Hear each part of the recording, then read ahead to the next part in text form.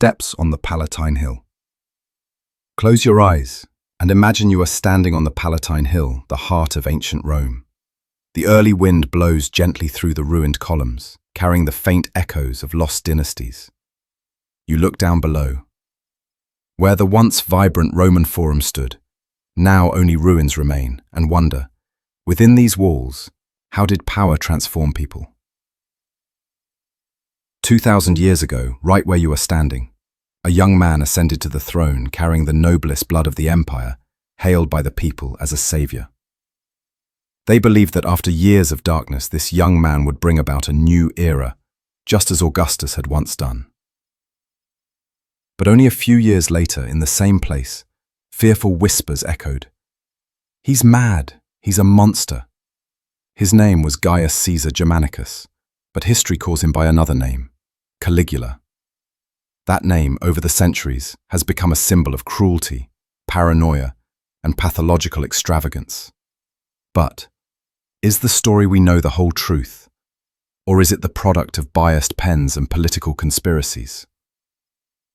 Today, I invite you to join me in peeling back the layers of time to see the real person behind the legend of this mad emperor. We will journey through a childhood spent in military camps, witnessing the losses that forged a heart of stone. We will step into the golden days when all of Rome believed it had found its new Augustus. And then, we will confront the darkness, where absolute power and obsession led a man from the pinnacle of glory to the abyss of destiny. Prepare yourself, because this is not just a history lesson. This is a reminder that power can elevate a person to the status of a god, but it can also push them into the deepest darkness. Part 1. The Roman Empire, from the glory of Augustus to the shadow of Tiberius. If we want to understand Caligula, we must first place him in the broader picture of his time, a picture whose lines were drawn decades before he was born. Imagine, more than 2,000 years ago, the Roman Empire was at its peak. Under the reign of Augustus, 27 BC, 14 AD, Rome had moved past a bloody civil war into the longest period of relative peace the Romans had ever known, the Pax Romana. It was an era of straight roads crossing continents, of magnificent arenas and forums, of merchant ships carrying goods from Alexandria to Londinium. The Roman gold aureus became the standard of trade throughout the Mediterranean, and in distant provinces, people grew accustomed to paying taxes to an emperor in faraway Rome. Augustus was a master at balancing absolute power with the old forms of democracy. He called himself princeps, first citizen, not king. He skillfully allowed the Senate to exist, but real power lay in his hands. Monuments like the Ara Paxis, the Altar of Peace, still stand today as marble testaments to his vision, an empire united under one man's hand. But then, in 14 AD, Augustus died. His successor was Tiberius, his stepson and adopted son. Tiberius was a talented general who had conquered Germania and Pannonia, but his personality was cold, reserved, and he lacked the ability to win the hearts of the people. In the early years, Tiberius's reign ran smoothly. He secured the borders and managed the treasury with a caution that bordered on stinginess. But his reclusiveness created a distance. Unlike Augustus, who frequently appeared at festivals and in the forum, Tiberius rarely showed himself in public. Then came a turning point. He withdrew from Rome, choosing to live on the island of Capri. Capri, from a distance, is a green jewel in the Tyrrhenian Sea, but in the eyes of the Romans at the time, it was an exiled palace. Central power fell into the hands of Lucius Aelius Seianus, commander of the Praetorian Guard. Seianus became the second most powerful figure after the emperor, and that power quickly turned into terror. He ruthlessly eliminated potential rivals, especially those from the Julio-Claudian family, the lineage of Augustus and Germanicus. Treason trials, maestas, became frequent. Any criticism of the emperor could become a death sentence. The Roman treasury, estimated at over 2.7 billion sesterces at the time of Tiberius's death, remained nearly intact, a testament to his tight management. but also a symbol of a reign that dared not or did not want to invest in public works or the welfare of the people. If one were to walk into the Roman Forum during that time, one would see the monuments and buildings of Augustus still standing tall, but lacking the breadth of new projects. The people still praised past glories, but the future was uncertain. And in that silence, a simmering desire spread, a desire for a young, vibrant leader who knew how to give the people back the feeling of being loved, of being cared for. When a new name emerged, Gaius Caesar Germanicus, son of the heroic general Germanicus, the Roman people were ready to welcome him as a second Augustus. They did not yet know that the savior they awaited would become one of the most controversial figures in human history. Part 3. 6 Golden Months when Rome thought it had found Augustus again. In March of 37 AD, the news of Emperor Tiberius's death spread across the empire like the first spring breeze. From the stone-paved roads of distant Gaul to the bustling ports of Alexandria to the Roman Forum itself, whispers of excitement arose. A new era was dawning. And at the center of all eyes was Gaius Caesar Germanicus, the 25-year-old son of the heroic general Germanicus and the great-grandson of Augustus. The Romans didn't just know his name, they knew his story, and more importantly, they thought they knew who he was, the spiritual heir of Augustus, bringing an age of prosperity and benevolence. The welcome Caligula received upon his accession was unprecedented. The Senate quickly recognized him as emperor, provinces sent envoys with celebratory gifts, and the army from the frontiers sent their congratulations. On newly minted coins, his youthful face was engraved with slogans like Pater Patriae, Father of the Fatherland, a title once bestowed upon Augustus. In his first months of rule, Caligula seemed to embody the ideal ruler the Roman people had dreamed of. Deflated the treason trials that Tiberius had used to terrorize the aristocracy, freeing those who had been unjustly imprisoned. He invited families who had fallen out of favor back into politics, restoring their honor and property. He published the imperial budget, something Tiberius had never done, as a promise of transparency to the people. He gave large bonuses to the army and distributed money to the populace, fulfilling Tiberius's will, but with a more generous flair, as if he himself were the initiator. A festive atmosphere spread everywhere. The chariot races at the Circus Maximus were packed. Theatrical performances were sponsored by the imperial treasury. It was said that not even in Augustus's time had there been so many public events in such a short period. Historical evidence from this period still exists. Fragments of inscriptions recording Caligula's restoration of monuments and heritage to Greek cities, coins depicting his 3 sisters as a way of honoring his family, and records in letters from provincial governors praising the new spirit in Rome. But this Roman spring did not last.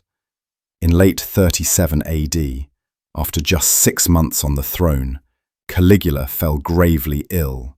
The historian Suetonius describes him with a high fever, delirious, and at times seemingly on the brink of death. Some modern researchers lean towards the theory of temporal lobe epilepsy, a condition that can cause profound personality changes. Others suggest lead poisoning, as the Roman aristocracy often drank sweetened wine cooked in lead pots. Whatever the cause, when Caligula recovered, the Romans noticed something different. The young, benevolent, and generous emperor now appeared with a... Perhaps those 6 golden months, looking back, were like the dawn before a storm. It was beautiful, it was warm, and it made people believe the new day would be brilliant, until the dark clouds suddenly rolled in. Part 4. The Theatre of Power, when madness was a political tool. If the first 6 months of Caligula's reign were a play in the glorious style of Augustus, the next act of his rule was a completely different kind of stage, darker, more intense, and the audience was both terrified and captivated, unable to look away. Caligula understood something not all emperors realized. Power isn't just about laws, armies, or gold. Power is also performance. The Roman Empire, with millions of citizens spread across 3 continents, lived in a culture that valued symbols and rituals. An emperor didn't just rule. He had to be seen and remembered. And Caligula, it seems, decided that no one would ever forget him. Incitatus, the horse of power, the most famous and most controversial story is about his horse, Incitatus. The historian Suetonius writes that Caligula loved the horse so much that he had a marble stable built for it, with an ivory manger and a jeweled collar. He even planned to appoint it as a consul. On the surface, this seems like the height of madness, but if we place it in its political context, the message becomes clear. You senators are nothing but puppets. Your office is so cheap that even my horse could hold it. This was not the act of a senseless madman, but a deliberate political insult designed to shatter the prestige of the Senate, which had already been weakened by Tiberius, but still remained a symbol of the old power structure. Self-deification. When the emperor crossed the mortal boundary, Caligula didn't just want to be compared to the gods, he wanted to be a god. He had statues of himself erected in temples, demanding sacrifices on par with Jupiter. He even ordered a statue of himself to be placed in the Temple of Jerusalem, an act that nearly sparked a rebellion in Judea, where Jewish law forbids the worship of idols. We know about these orders through the writings of the historian Josephus, and from coins depicting Caligula wearing a divine radiate crown, surrounded by religious symbols. This was a declaration. My power is above all laws, including the laws of your gods. The floating palaces on Lake Nemi. In the Lazio region, not far from Rome, Caligula launched 2 enormous ships on Lake Nemi, not for warfare, but for pleasure. These ships were paved with marble, decorated with mosaics, and even had underfloor heating systems. In the 20th century, when they were salvaged, people were astonished by the advanced shipbuilding techniques of ancient Rome, proof that even Caligula's extravagance produced engineering marvels. According to historical sources, these were the sites of lavish extended banquets, where the emperor and the nobility indulged in fine food. Power as a play. These actions, viewed through a modern lens, could be seen as symptoms of megalomania. But as a historian, I also see a strategy. Caligula turned his court into a theatre of power, where every decision, every ritual, was a performance aimed at consolidating the emperor's absolute position and demoralizing any potential resistance. He didn't just want to rule Rome. He wanted Rome to be unable to imagine existing without him. And to do that, he was willing to trample on every norm, from political and religious etiquette to the very concept of reason in the eyes of his subjects. If the 6 golden months were a gentle opening symphony, this theatre of power was a fierce opera, where Caligula was both the director and the lead actor, and the entire empire was his unwilling audience. If Caligula's theatre of power was the public performance, then the sexual stories surrounding him were a play in the shadows, one that spread through the corridors of power, at private parties, and even in Senate meetings. The ancient Romans lived in a political culture where rumor had a power nearly equal to an imperial decree. In the hands of those who knew how to wield it, rumor was an invisible sword, capable of piercing reputations and destroying an entire reign without shedding blood. The accusations of incest, truth or political weapon. Suetonius, Cassius Dio, and Josephus all mention Caligula's relationships with his 3 sisters, Julia Drusilla, Julia Livilla, and Agrippina the Younger. Drusilla, the eldest, is mentioned most often.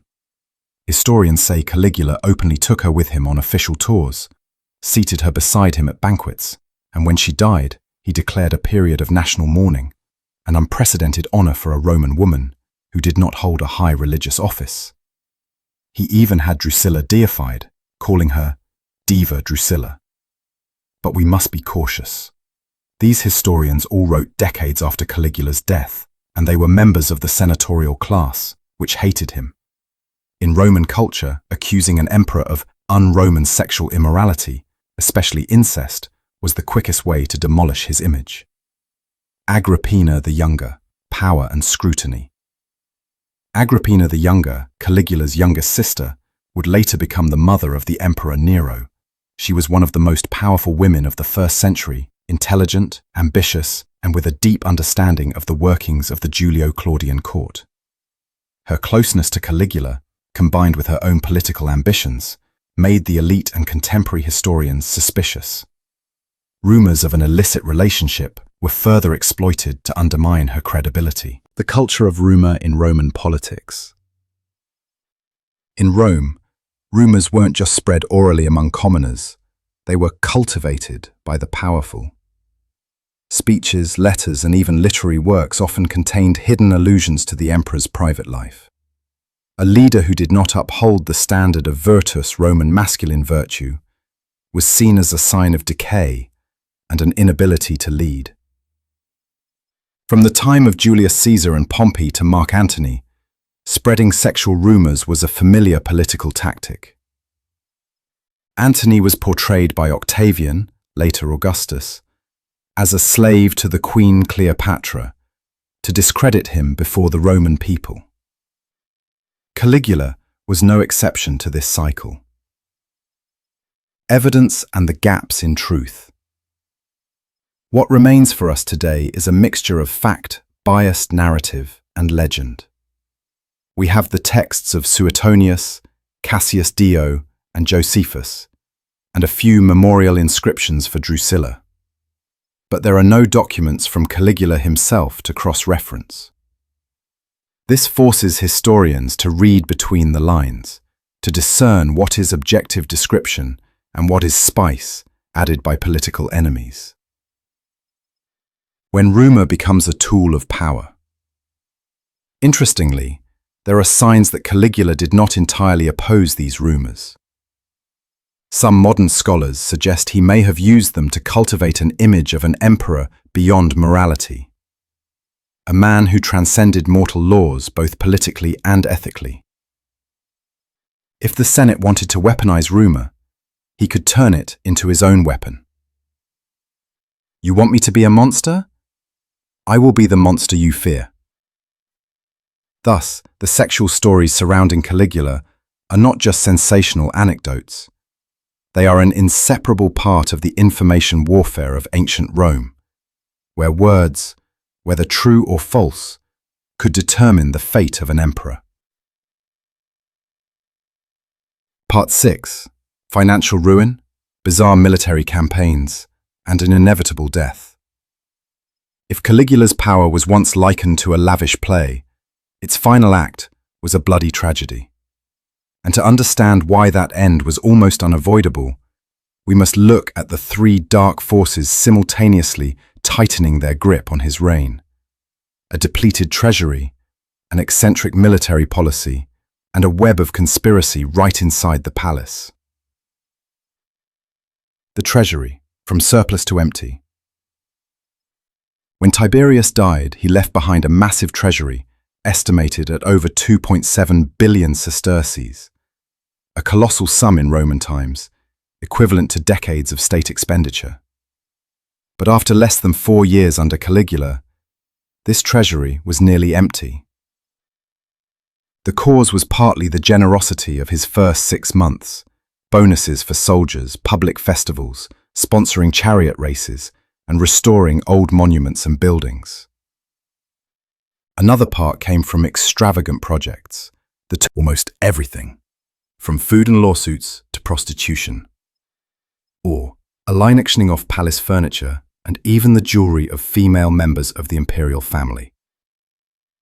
3. Confiscating the property of those convicted of treason, a charge he had abolished upon his accession, now revived as a financial tool.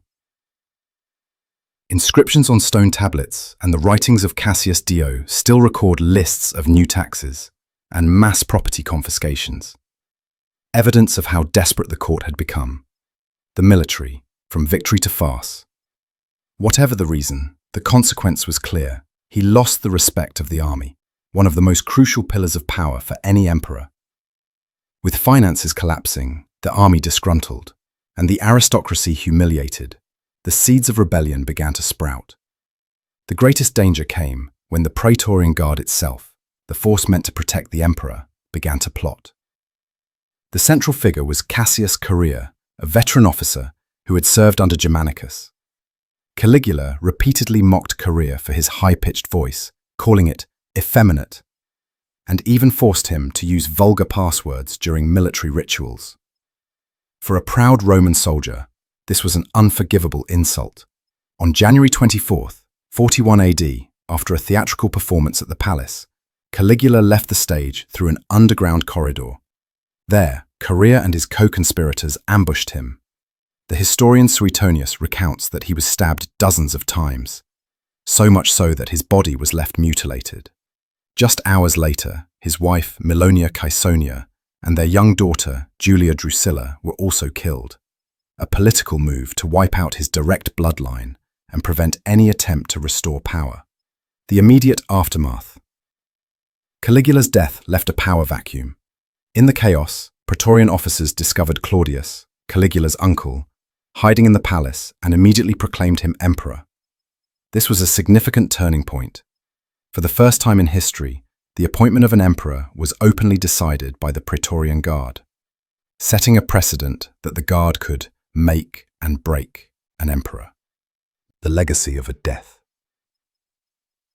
Very little physical evidence remains from that moment.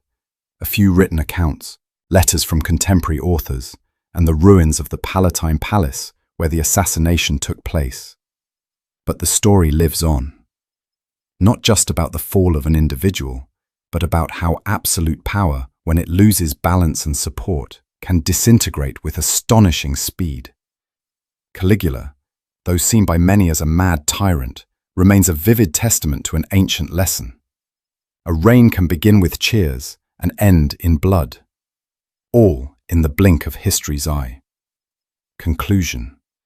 And so, we have completed the full circle of Caligula's life, from a little boot boy amidst the drums of war, to ascending the throne to thunderous applause, then sliding into the darkness of power and ending at the point of a blade held by the very men who had sworn to protect him.